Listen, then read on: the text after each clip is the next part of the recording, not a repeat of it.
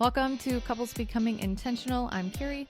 I am John. And here at Couples Becoming Intentional, we want to equip you with different tools and resources so that you can live intentional lives with those that you love to leave a legacy that lasts.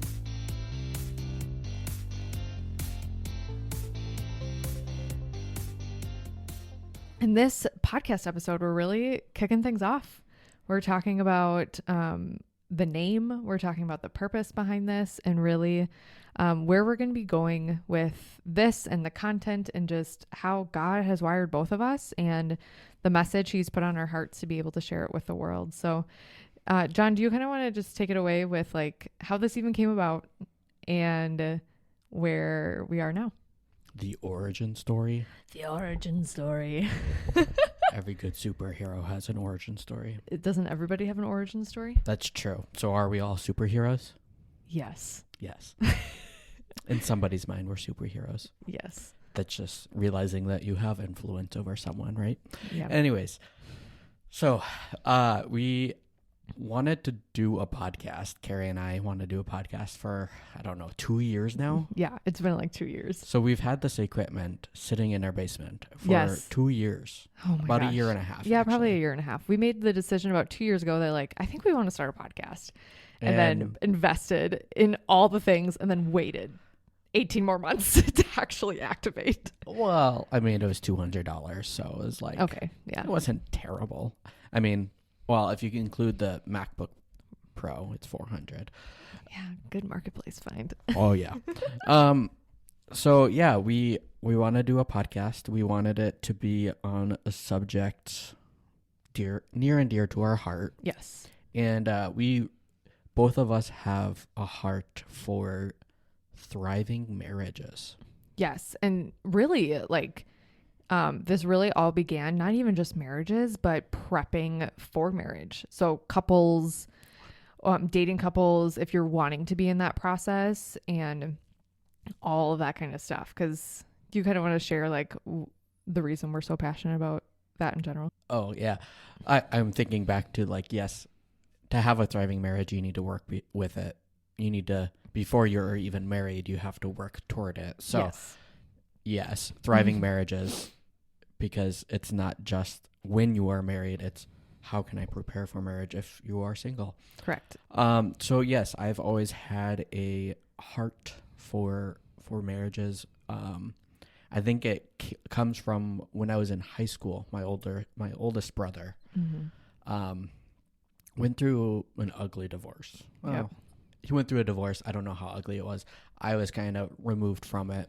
And so I saw the hurt that he was going through. And so I knew that there was something that could be done, that like, I don't know their specific situation. So this is just a universal thing of like seeing broken marriages. Right. And just us. seeing broken marriages, even in the church. Yes. And so I'm like, what, first it was, Carrie and I trying to figure out how can we have a thriving marriage? And then when we found it mostly through self-discovery, finding out who God created us to be, not woo-woo. Not new agey. Yeah, I was going to say, I was like, self-discovery, that sounds very new agey. That is not us. No. And then also we are in the process of becoming coach certified. Yes. So life and business coaching. Yes. And so through that process, we realized, these skills that you learn in coaching are directly applicable to any relationship. Yes. Not just marriage. Our context, marriage. Like we realized, you know what? Like we don't need to jump to conclusions. If we're going to have a natural curiosity of like what's going on, or maybe she didn't mean what I thought she meant, we ask empowering questions. Like we like, hey, what did you mean by that? Do I need to be offended? Like, like the complexity of people is so high that we like we think we know what's going on in someone else's mind, and the reality is we're not God. As much as we try to be God, like, we will never be able to know what's going on in another person's mind. I still don't know what's going on in Carrie's mind. It's a labyrinth. As yours, as anyone else's mind compared to our own. Well, like, to be fair, I don't always know my mind too. Yeah. And so so true. It's a labyrinth for our own self too. Right. So it's like, yeah, the relationship with self, which was broken when Adam and Eve sinned. Just as much as the relationship with others and then the relationship with God was broken. Right. Like, we need to know how we function, how we see the world, our own perspective, and realizing that our perspective is not someone else's perspective. Right. They have a different family of origin. They have different circumstances. They have different experiences that shape them to be who they are. Like, that's what you call, like, someone, like, the person, everyone has their own story. Right. So that's how we got to a point where we're like, what are these tools? What are these skills that really help us understand one another? Yes. The primary tool, I would say, that we use in our marriage is called, it's what John Mark Comer calls the rule of life. And it's an ancient practice of establishing how are we going to live under God? Like, how do we follow God? So we have friends of ours. Do you want to talk about that? Yeah. So we have friends of ours, Kayla and Chris Cornish, who have a whole company that is all about establishing your family roots and really getting back to this whole, like, rule of life. So they recommend that you sit down. They have a whole course on this. Recommend that you sit down and just map out what is your family all about? What are you going to stand for? What is kind of like your mission, but ultimately your roots? So in our house, we have this beautiful canvas that's like the Vaco family, has a tree on it, and it has 6 different roots on the bottom of it. And it's really like the 6 foundational things that our family is about. Now, if you're wanting to go ahead and, like, create your own roots, we'll have information about Chris and Kayla down in the show notes. And but for us, I think this is really the importance of it for John and I specifically. The reason why we decided to do this is because it gave us a filter. Like, it gave us purpose behind what we say yes to and what we say no to, what we invest our time, our talent, and our treasure into, and what a lot of teas. I know, like that. You like that alliteration? And really just what we decide to say no to. And I will come back to this. This whole podcast is really all about what we've learned, the tools that we've learned. We're going to have fun. We're going to ask random questions to each other, and you get to hear more about our story. And really, this is just a reflection of the change that has gone on in both of us, the work that God has done ultimately in both of us, and us really just sharing it with you, because ultimately we deep, like, for me personally, you can say if you agree, but, like, I deeply desire people to find freedom, and not even find freedom, but, like, to truly love their life, to love the partner that God has given them, that they decide to commit to, and to look back on their life and give a lasting legacy of, again, loving your life. Isn't that what we want to give our kids? Is, like, our parents loved each other, you know, like Jim and Pam say in The Office. Like, I want my kids to know that my parents loved each other, and they're right. Like, everyone cried at that moment in The Office. Like, that's what I want to pass on to our kids, is, like, they knew for a fact that their parents loved each other and they loved Jesus. And if we can pass that on to them, like, how beautiful, how beautiful. I would absolutely agree. To go back to your question. So I want our legacy to be one of that, like, says, you know what?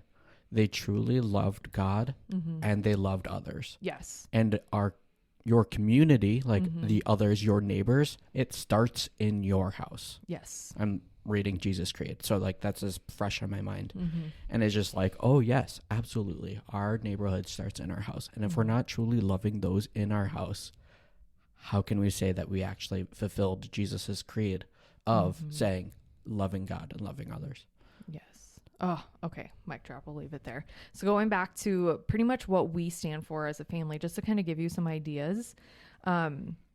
I'm going to read 3 and then John's going to read 3. So overview, like let's do all 6. Let's say all 6 of them, yes. and then we can go into depth of each 6. Sounds great. So we have openness, unhurried, lifelong learner, God first, playfulness, and intentionality.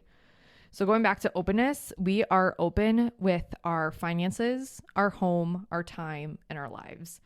And really for us, like we just want to have open hands to where God wants us to go, how God wants us to use us. And like this kind of goes into this unhurried sense. The next one being unhurried of living our life with margin is that we can't be open if we're not living our life with margin.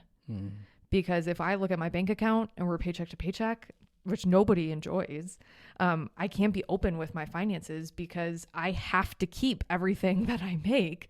And if I'm wanting to be open with our home and our time, and even our lives, just like being present with other people, I can't do that if my calendar is jam packed. So we're really intentional. You were even having this conversation this last week of like, wow, you Vacos are just so busy. Like, no, like John corrected the person and said like, we're intentional about what we put on our calendar.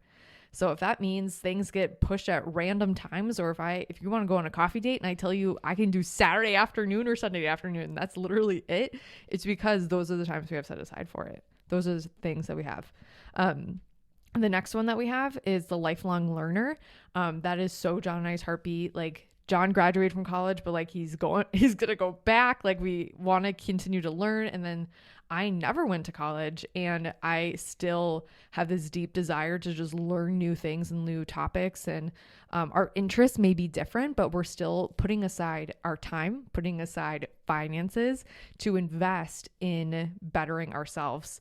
And the little thing that we have under it is discovering and living our God-given self. So it's not just this like knowledge that puffs us up to boost our ego. This is really something that is bringing awareness to how God wired us and then how we can then share it with other people. Well, right. If you're not going to know who you are, how can you know what your calling is? Oh, that. And then like when I think the biggest thing that we always tell people is like, you know, there are people out there who say like, you shouldn't really like dive into these like personality tests or just these different things because like that's so selfish. And it's like, actually, this is giving me a better glimpse of who God created me to be. And therefore I'm able to worship God deeper because I'm different than you. And I'm able to have a bigger view of how God can love me and not as John or as Susie Bob. That'd be a really dumb name, would be Susie Bob. Anyway, like just knowing myself and knowing ourselves and that lifelong learner, really just gives us a different and a more robust and holistic view of who God is. If your name is Susie Bob, we love you and we want you to hear what we have to say. Still, even if, yeah, okay. Okay. Do you want to take it away with the last 3 yes, points? I had something. I was going to say something further on. Discovering, I was just at a men's retreat through our church, and the speaker there, he was diving into like emotions, right? Which is abnormal for a men's retreat. So I loved it. I just, it was just a reaffirming the fact that like, oh, right, emotions do matter. We need to, not live by our emotions, but like having our control, having mastered of our emotions to understand what they're for, what's the purpose, like, because like often our emotions, right, are the first response to a new situation. Yes. And so if we don't know if we respond in anger, or if we don't know if we respond in joy, if we don't know if we respond, how we respond, then we won't know how like that actually impacts us. Right. And I always find it funny when someone's like, oh, you know, you shouldn't like deal with your emotions. And I'm like, I'm pretty sure like the first stepping stone of becoming a Christian is called repentance, right? Oh, absolutely. And it starts with an emotion.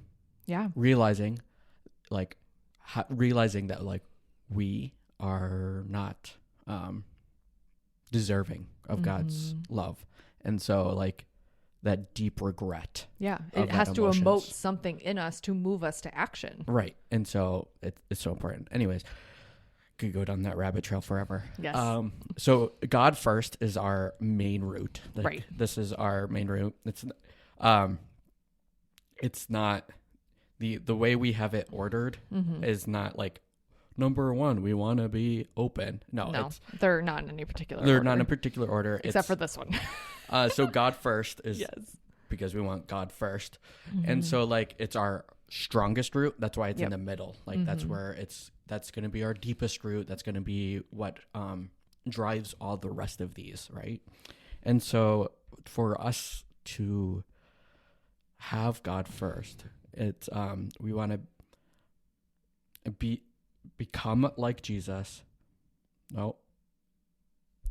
There's a couple typos, so I'm trying to translate. You're welcome, guys. So it's being like Jesus, becoming like Jesus, and doing what Jesus did. So Jesus is our greatest example. He perfectly reflects the image of God, and as broken images, as images that don't truly reflect the being of God, because like that's Genesis 2, right? Of realizing that we were made in the image of God. And then Genesis 3 comes along saying, actually, we screwed up. Adam, Eve screwed it up for the rest of us. And so now we are no longer perfect. We are no longer like the original created beings. And so how do we perfectly image Christ is by looking at Jesus. Our next root is called playfulness. Carrie and I realized when we were establishing this that we can be very serious. Yes. We have it's realizing that like we can get so oriented on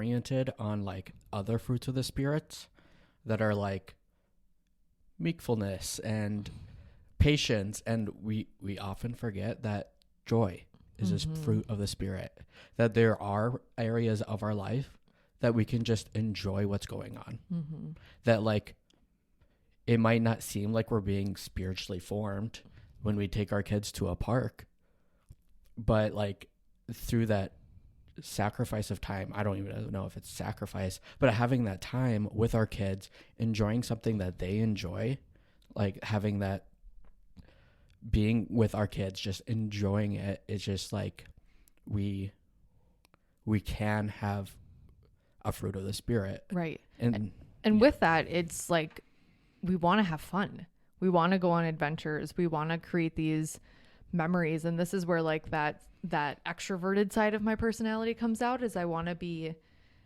doing something and making memories and going places and just having fun. And part of it is having fun in everyday moments. So it's not like I need to go to an amusement park or go to Disney World, which I do love and we have done, to have that be quote unquote like fun. Like how can we have fun putting away the dishes? How can we have fun doing our contributions? How can we have fun putting together a train track? Like it's in those everyday moments on a Tuesday afternoon that we are choosing to be intentionally playful with with each other and with our kids. Yes, exactly. It's the subtitle would be seeking adventure and fun in everyday moments. Like, and that's what we want, is because like, I think, both of us are introverted, more so like we are introverted. And so we don't always like go out and try to find fun. Right. We like staying home because our comforts are here. We have everything we need. It's easier. Yeah.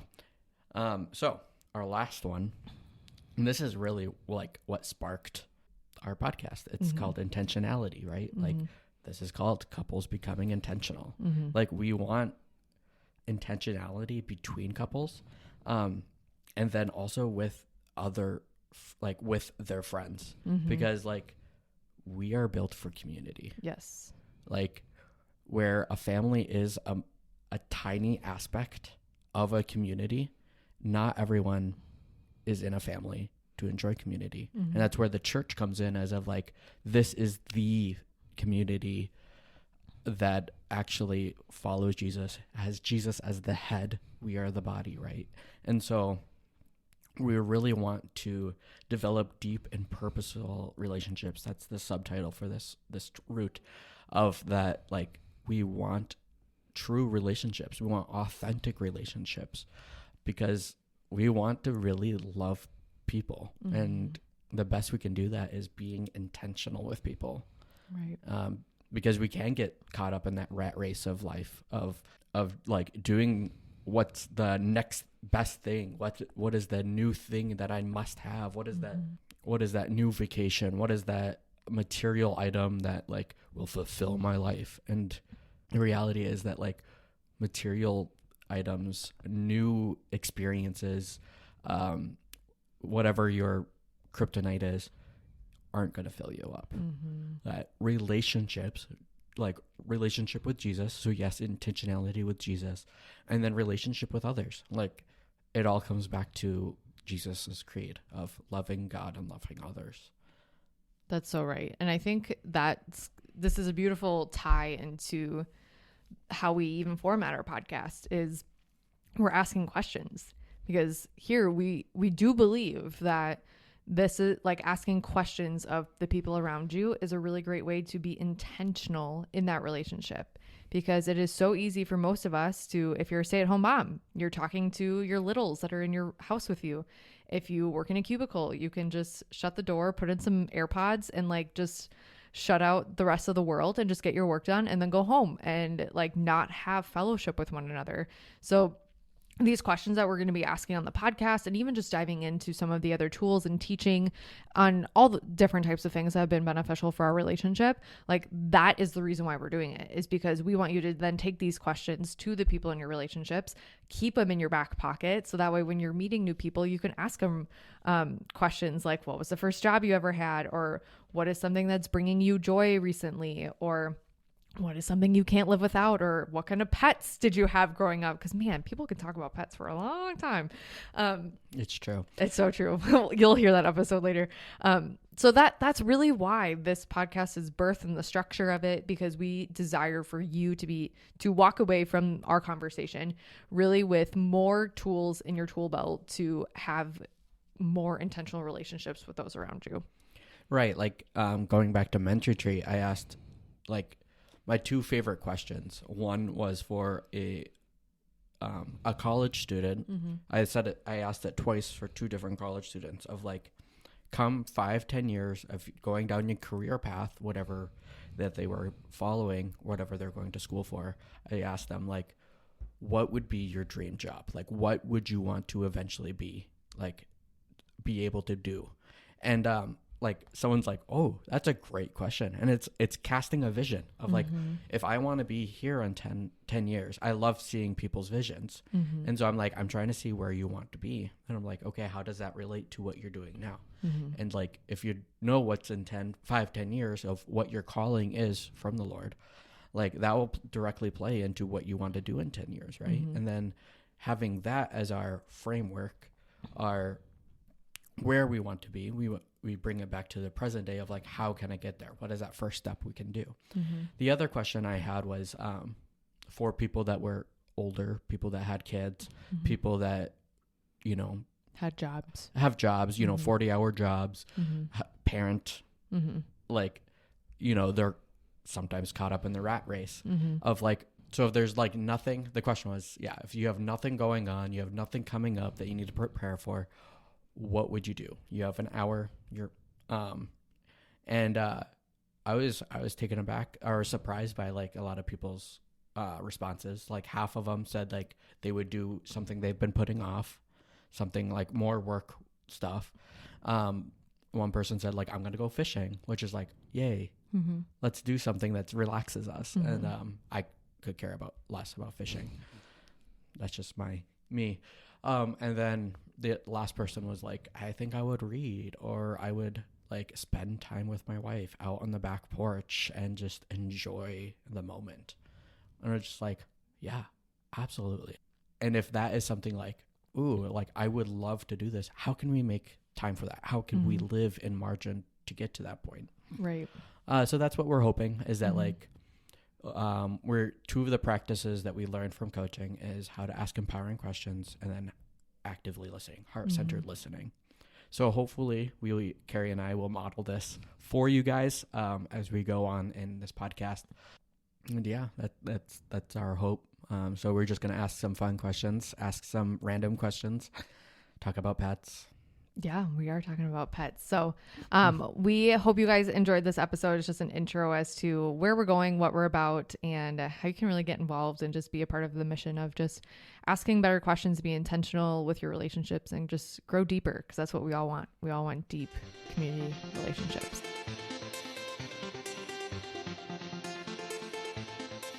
Thanks for listening to another episode of Couples Becoming Intentional. As always, if you have a question that you would like us to answer here on the podcast, you can go ahead and send us an email at jcvhouse@gmail.com, or you can send me a DM over on Instagram at Carrie Vaco. We'd love to be able to answer and feature you on here on the podcast. And as always, if there is somebody in your life who would benefit from this episode, feel free to go ahead and send them the link. And if you love this content, we'd love to be able to hear from you. So go ahead and leave us a review over on Apple Podcasts. Until next time, we love you and we appreciate you. See you guys.